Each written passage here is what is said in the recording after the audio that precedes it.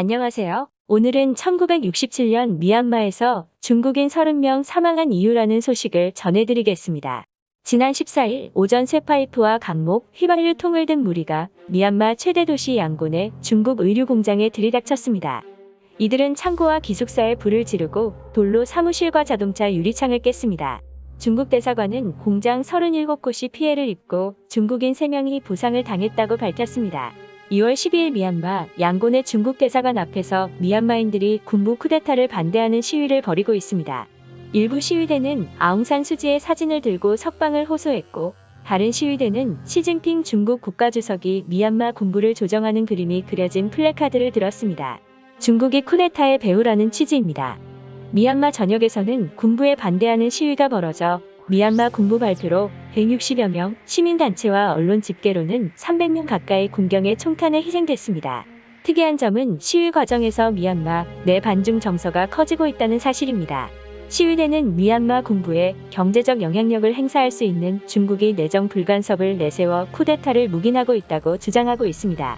미얀마 관련 중국 매체인 면화망은 지난 16일 미얀마 소셜미디어에 중국 미얀마를 연결하는 가스관을 훼손하자는 주장이 나오는 등 미얀마 내 분위기가 1967년 반중 폭동 때와 비슷하다고 했습니다. 1962년 미얀마에서 내윈 장군이 이끄는 군사 쿠데타가 일어났습니다.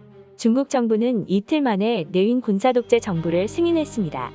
미얀마 군부는 중국이 미얀마 내 공산주의 세력이나 화교를 통해 미얀마에서 영향력을 확대하는 것을 우려했습니다. 양국의 긴장은 1967년 미얀마 반중 폭동으로 폭발했습니다. 미얀마 군부가 중국에서 극자 사회운동인 문화대혁명이 시작되자 중국계 학교에 대한 관리를 강화하고 학생들이 마오쩌둥 배지를 달지 못하게 한 것이 도화선이 됐습니다. 교사와 중국계 학생 사이에 시작된 다툼은 급기야 미얀마 시민들이 중국계 학교, 중국 대사관을 공격하는 폭동으로 이어졌습니다. 중국계 미용실, 영화관, 상점이 불탔고 중국인 30여 명이 사망했습니다. 중국 공산당 기관지 인민일보가 내윈 정권을 타도해야 한다는 버마 공산당의 주장을 게재했습니다. 양국 관계는 단교 직전까지 갔지만 덩샤오핑이 집권하면서 중국은 다시 미얀마 군부를 껴안았습니다. 특히 1988년 민주화 시위를 탄압한 미얀마 군사정권이 국제사회로부터 제재를 받자 중국은 미얀마 군부에 군사, 경제적 지원을 하며 영향력을 확대했습니다. 미얀마 수도 네피도 국제공항은 중국 수출입은행이 융자를 제공하고 중국 기업이 건설에 참여했습니다. 민주화가 가시화되자 중국은 아웅산 수지 국가고문이 이끄는 NLD와의 협력에도 공을 들여왔습니다. 2015년 선거에서 NLD가 승리해 정권 교체에 성공하자 중국 물자와 돈이 미얀마로 몰렸습니다. 2016년에서 2020년 중국과 미얀마의 무역은 연평균 11% 증가했습니다. 중국은 미국의 인도 태평양 포위 전략에 맞서 미얀마를 통한 인도양 진출이 필요했습니다.